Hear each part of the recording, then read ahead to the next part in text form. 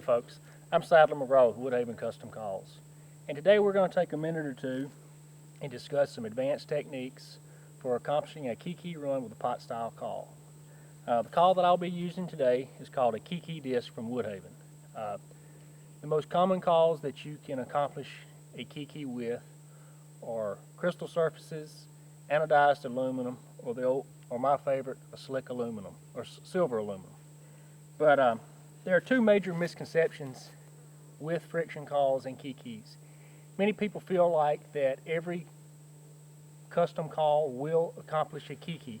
Well, that's very false. It takes a very good quality call to do a KeeKee. And the other misconception is people feel like that you can't accomplish a very realistic KeeKee with a friction call.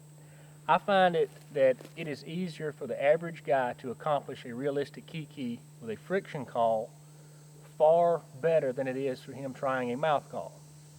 Well, I want to jump right into my advanced techniques. First of all is where on the call you're going to do the KeeKee. You'll hear a lot of times people talking on the internet about, oh, you've got to go out to the outer edge to accomplish that high sound. Well, if you have a call that is worth its salt, you will run the KeeKee run in the exact same spot as that you yelp or cut or cackle on. If you go to the outer edge of the call, you're going to get a high sound, but it is not very realistic. But if you go to where I call the sweet circle in the call, that's where you need to be. But the way that I accomplish a KeeKee is picture the letter M or the letter W, and you're going to make small M's or small W's with your striker. The striker that I'm using today is called a mic striker. It's just a hickory shaft with either a birch or a maple head. Can't really remember, but you're going to pinch down on the striker fairly close to the end, and you're going to use a considerable amount of finger pressure. And the finger pressure is very key in accomplishing the high sound. If I don't use very much finger pressure, you get a lot of rattle and not very high sound. But when I pinch the striker and use my backwards W motion, that's just the one that I prefer.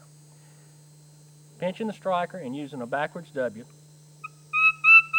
you accomplish the high sound. And when I want to yelp in the back end of the KeeKee run, I release the finger pressure, and that gets that nasty, or just not really nasty like a jake, but you get that sharp yelp that when a young turkey's just trying to learn how to yelp.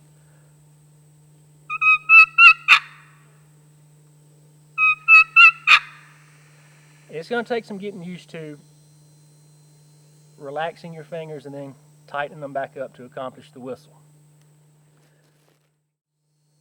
The main thing when you're doing a KeeKee run is you're trying to mimic a very pleading and desperate sound of a lost turkey.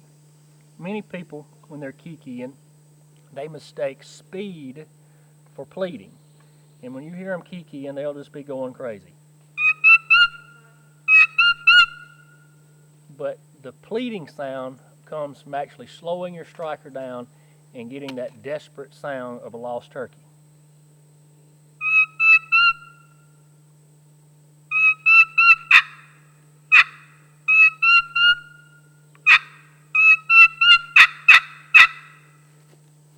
And it does not matter if you yelp before the KeeKee or yelp during it or don't even do it at all. A lot of times I find it easier to do a single note yelp or 2 or 3 notes to get myself started.